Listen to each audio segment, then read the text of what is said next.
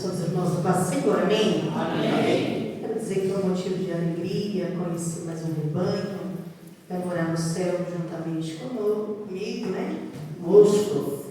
Quero aqui ser grata, pessoa do pastor Fernando. Deus abençoe em nome de Jesus a sua vida, os obreiros dessa casa.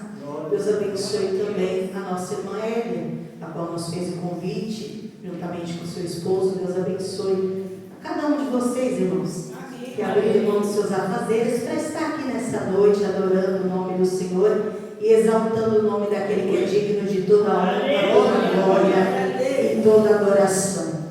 Vou colocar um tema, né, relacionado a uma campanha, e eu quero aqui compartilhar. Eu estava orando na madrugada desse dia, tirei o dia de hoje, pedindo a Deus um direcionamento acerca dessa palavra, e eu quero compartilhar com vocês. Mas como de costume, a Bíblia vai dizer que o Senhor, ele faz uma promessa a Abraão, e ele renova essa promessa no livro de Josué, dizendo: aonde colocares as tuas mãos será abençoado, e aonde colocares a planta dos teus pés eu te darei por direito.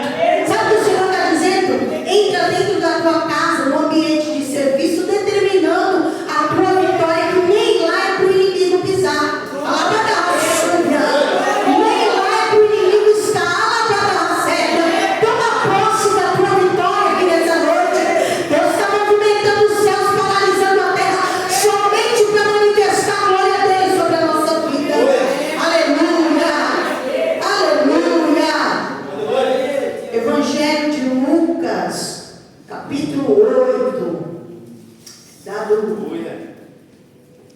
alguns versículos, né, acerca de duas histórias, a filha de Jairo e um homem que a Bíblia não fala o seu nome, mas fala o seu problema, né? Eu quero compartilhar com os irmãos nessa noite, em nome de Jesus, que diz assim,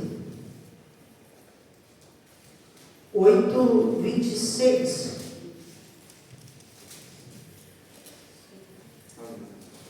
O epígrafe do texto vai dizer: o endemoniado de Gadara. Vocês vão encontrar? Amém. Diz assim: e navegaram para a terra dos Gadarenos, que resta defronte da Galileia. E quando desceu para a terra, saiu-lhe ao encontro, vindo da cidade, um homem que desde muito tempo estava possesso de demônios, não andava vestido e nem habitava em qualquer casa, mas nos sepulcros. Não menosprezando a nenhuma oração anterior, mas eu costumo dizer que é uma responsabilidade muito grande trazer a palavra do Senhor. Eu costumo dizer que culto é ambiente de guerra, e cristão não entra em guerra para perder, cristão entra em guerra para ganhar. Nós estamos debaixo de uma palavra, debaixo de uma campanha, e eu tenho certeza que você quer sair vitorioso. E eu vou pedir para que você una força juntamente comigo, e o nome do Senhor vai ser glorificado. Pai, em nome de Cristo Jesus. Ora, Senhor amado, Pai querido, Senhor, então alcança da tua igreja, porque em Mateus, Senhor amado, Pai querido, meu Deus e meu Pai amado, Pai querido, vai dizer, Senhor, que o que ligarmos na terra é ligado com os céus, Pai. Senhor amado, Pai querido, se nós concordar acerca de algo, meu Deus, estamos em maior número, meu Pai, neste lugar, meu Pai eterno, poderoso, Senhor. Senhor, eu oro como João Batista orou, Senhor, que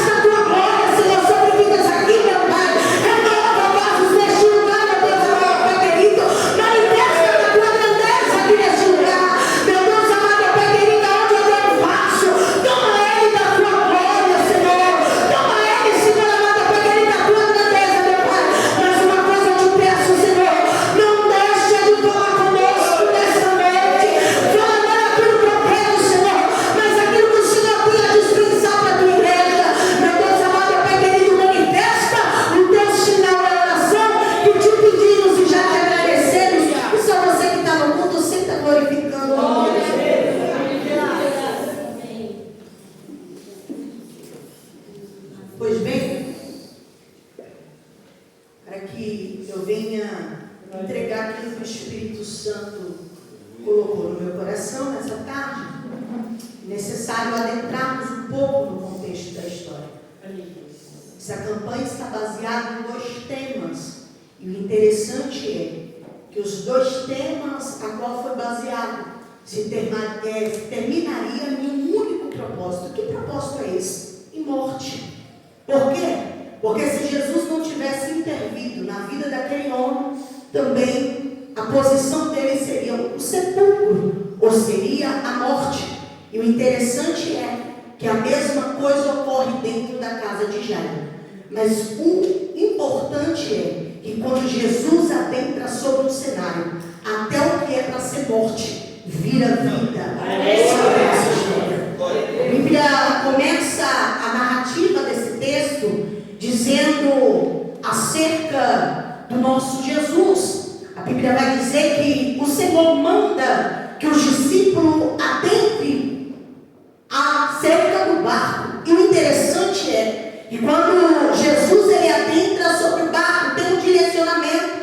E Jesus, olhando aqueles discípulos, ele olha para aqueles discípulos e diz: passamos para o outro lado. O interessante é que a Bíblia vai dizer que no meio do percurso se levanta uma grande tempestade, se levanta um grande vento forte. Marcos vai narrar que mediante essa tempestade e mediante a esse vento forte, havia-se um Jesus dentro da polpa daquele barco. A Bíblia vai dizer que agora esse Jesus, Marcos vai narrar no seu capítulo de número 4, se não me falha a memória, no versículo de número 39, que Jesus ele dá uma ordem ao vento. E eu já tenho algo para te entregar e liberar nessa noite. Se Jesus falou para a sua vida que você irá passar para o outro lado, quem te prometeu é fiel para cumprir. Quem te prometeu é fiel para realizar. Eu não sei de que maneira você adentrou.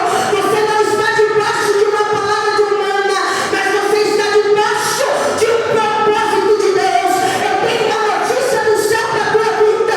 Não tem tempestade, não tem vento forte, não tem nada contrário que Jesus não possa ir ao teu encontro e possa te entregar a vitória. Eu tenho uma liberação do céu só para quem está entendendo essa palavra. Deus está olhando hoje para alguém aqui e Ele está dizendo: fica tranquilo que a ordem já foi dada. Você vai passar do outro lado e você vai contar a tua vitória. Ei, é só para você que crê. Vou repetir para que você entenda. Jesus paralisou esse culto e está dizendo: a tempestade não te para, o vento forte não te para.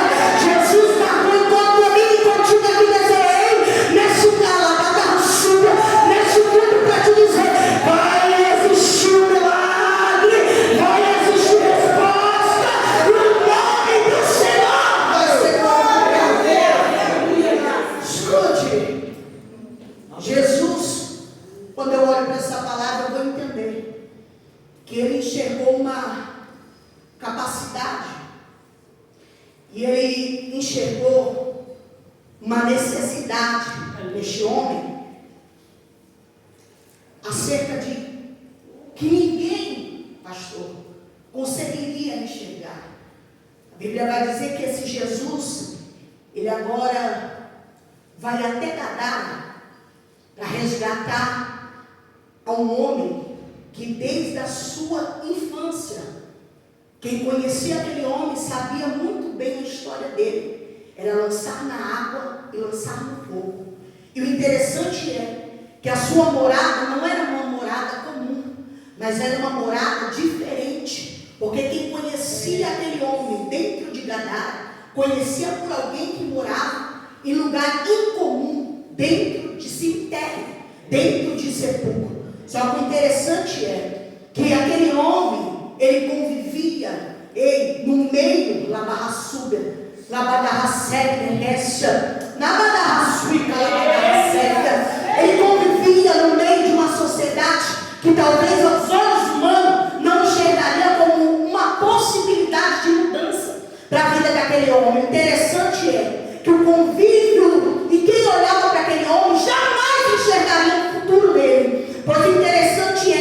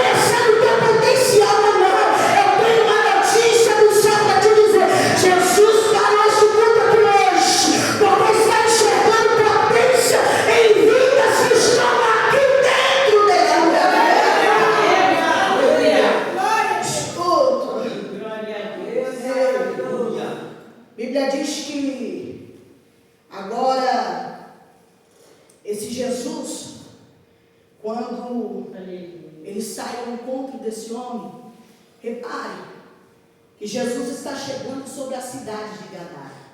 E o interessante é, pastor, que quando Jesus sai e vai ao encontro deste homem, a Bíblia vai deixar a narrativa bem específica, que Jesus ele está descendo, ele é o primeiro a descer do barco.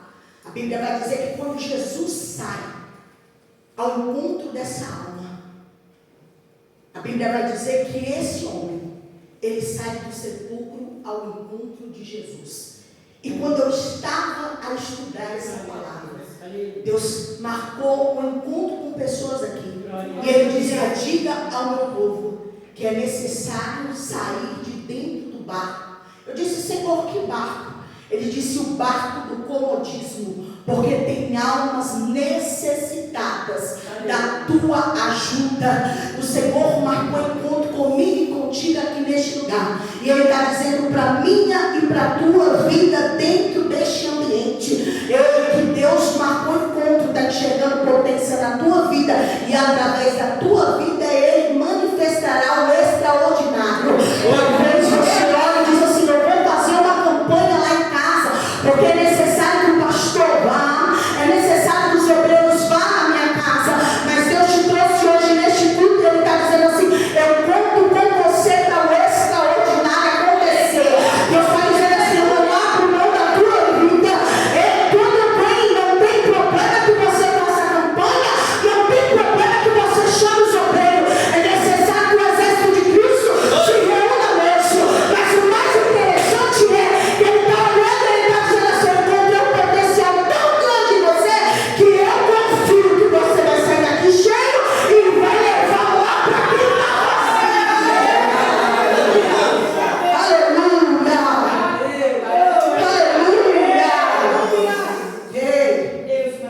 a Bíblia diz que quando Jesus chega, aquele homem manifesto, ele vai ao encontro de Jesus. E o interessante é que Jesus, perguntando quem seria esses espíritos, logo o espírito que estava apoderado daquele homem vai dizer: nós somos legião, porque somos em muitos. E o interessante é que a simbologia de legião era uma narrativa que era dada para o exército de Roma quando andava pela cidade de Gadara, porque eles andavam em muitos. Então, quando aquele espírito ele se manifesta dentro daquele homem, ou melhor dizendo, se manifesta usando lábios daquele homem, o Espírito está dizendo assim: vocês conhecem a legião de Roma? Vocês conhecem o exército quando anda? Pois bem assim somos nós. Somos um exército numeroso. Só que o interessante é que Jesus não precisou de sã consciência para reconhecer o potencial daquele homem. Jesus não precisou de reconhecer naquele homem ou enxergar a labadarra subterrestre, algo para liberar sobre a vida daquele homem. Sabe o que o Espírito Santo falou ao meu coração? Que não é necessário a labadarra subterrestre, por muitas das vezes, labadarra subterrestre, nós como seres humanos precisamos de uma manifestação de algo para que nós venhamos entender e compreender que Deus é na vida de outra pessoa. Mas aqui nessa situação, Jesus está olhando para aquele homem e está dizendo assim: eu enxergo o potencial nele, a qual ninguém está enxergando. Vocês estão enxergando agora, mas eu já estou enxergando lá na frente. É Jesus trazendo alguém aqui hoje para este culto e dizendo para mim e para ti neste lugar: enquanto alguém te enxerga momentâneo,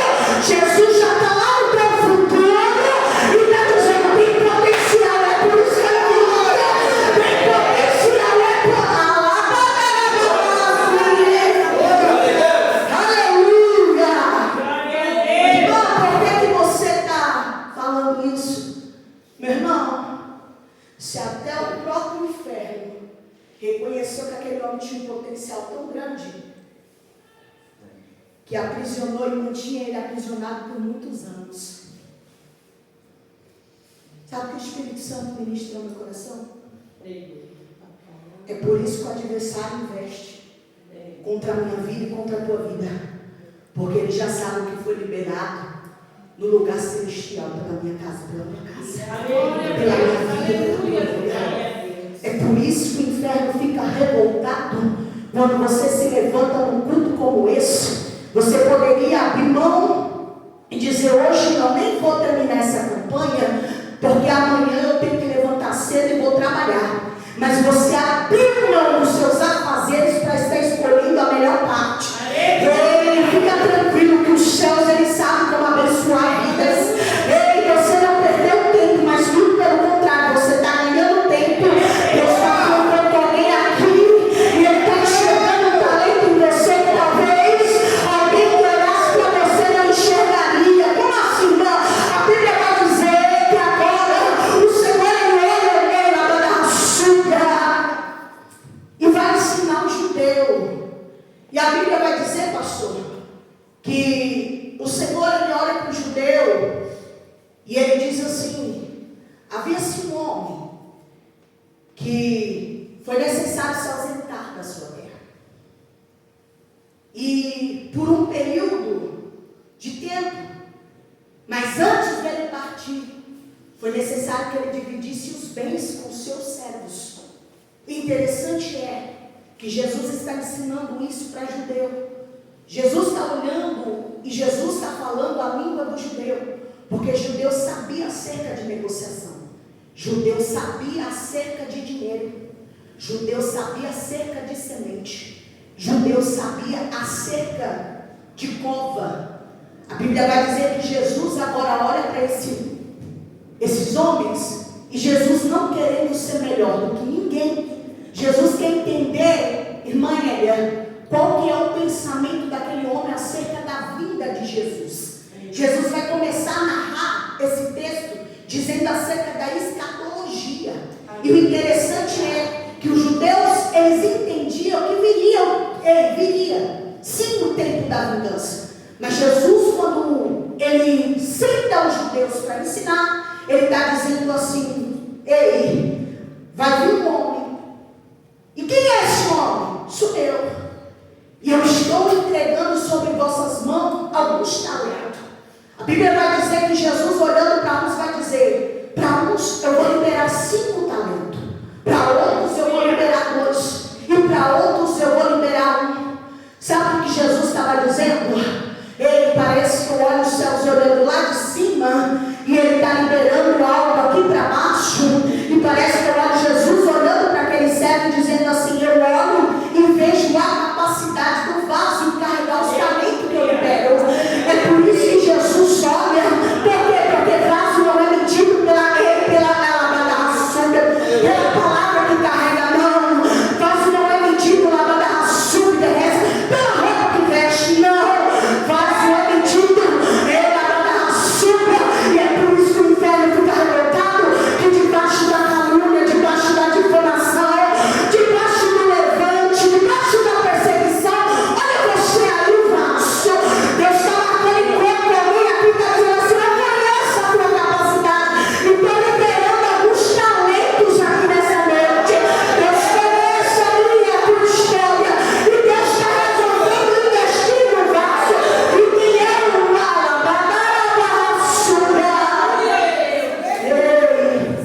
e quem é o vaso para contender com o nosso Deus? Não é isso mesmo?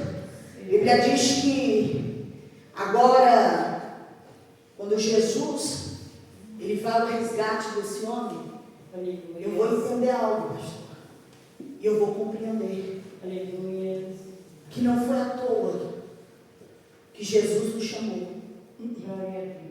Jesus encontrou em nós algo que jamais alguém investiria. A Bíblia vai dizer que quando Jesus chega, e eu não tenho outra palavra para direcionar acerca desse nosso Jesus em relação a esse homem, que é amor. Por quê? Porque amor é algo que nós fazemos ou agimos em demonstração a alguém. Jesus estava olhando para aquele homem e estava dizendo: meu amor é tão grande pela sua vida que eu não estou enxergando pelo aquilo que você pode me fornecer futuramente, mas eu estou enxergando pela tua debilidade de agora. Eu olhei e estou conseguindo visualizar aquilo que você pode ser serventil dentro do reino. O que Jesus estava marcando o encontro com aquele homem estava dizendo era: eu sei a capacidade que você tem e os talentos que você carrega, e não estou te chamando por isso, porque a capacidade e a habilidade vem minha, mas eu estou simbolizando através do amor que eu sou Deus de resgate na tua vida. Pois bem, não foi à toa que Ele nos chamou para exercer esse papel. Não foi à toa que Jesus nos chamou para ser representantes do céu. Jesus olhando com amor para nossas vidas, Ele está dizendo: meu amor foi tão incondicional que foi necessário eu morri na cruz do Calvário, para que hoje você não tivesse nenhuma acusação e tivesse vida. Jesus marcou um encontro com a minha vida e com a tua vida aquele dia. E Ele está dizendo assim: meu amor vai além. A minha fidelidade contigo vai além. Os meus propósitos contigo vai além. Eu entendo e compreendo que quando nós entregamos algo para o céu, ninguém sai de mão vazia, não, muito pelo contrário. O Deus de recompensa, Ele recompensa a minha e a tua história. A Bíblia vai dizer que havia-se uma mulher por nome de Ana, que ela passou 23 anos, alguns historiadores vão dizer que esse foi o tempo, que essa mulher entrava dentro do templo, lá em Siló, e tudo que ela pedia era: Senhor, me dá um filho. Para quê, Ana? Para que eu venha provar para a Penina que eu não sou estéril. Só que Ana esqueceu que quem havia fechado a mão dela seria o próprio Deus. E o interessante é que Ana passou 23 anos pedindo, mas Ana veio entender e compreender que o propósito não está em pedir, mas o propósito está em entregar. A Bíblia vai dizer que Ana passou 23 anos pedindo, mas no dia que ela entendeu que primeiro se entrega para depois receber, ela entra dentro do templo, e naquele dia parece que eu vejo o Espírito Santo sentado no púlpito e dizendo: entendeu o propósito, né, Ana? Ana passou 23 anos querendo provar para alguém o quê? Mas agora está querendo entregar o seu de melhor, e o teu sangue vai ser gerado. Você não está entendendo? Deus está dizendo: Briana, sabe deste lugar, que Deus está recebendo o seu propósito, e o seu já está sendo gerado lá no mundo espiritual. A atmosfera que está trabalhando, e Ana vai receber o teu milagre. Escute, como Senhor? Não, Ana, primeiro entrega, depois recebe. Tudo bem, Senhor. Senhor, se o Senhor me permitir que eu gere, eu devolvo para o altar. Parece que eu olho o Senhor olhando para a situação e dizendo: Ana, agora eu vi que você entendeu que o propósito não está em pedir, o propósito está em entregar. Deus está dizendo: entrega hoje, nessa noite. Entrega. Por quê? Porque é na proporção da tua entrega que Deus vai liberar uma barraçuda que está travado na tua vida. É na proporção da tua entrega que Deus vai liberar o extraordinário na tua história. Eu estou entregando de uma palavra que talvez você olhava para a vida daquele homem, entrava ano, saía ano e nada acontecia. Parece que eu estou olhando para alguém aqui e quer dizer: o ano já está se acabando, mas mas eu tenho uma notícia para te dizer. Ei, Davi, se você resolver adorar de forma diferente,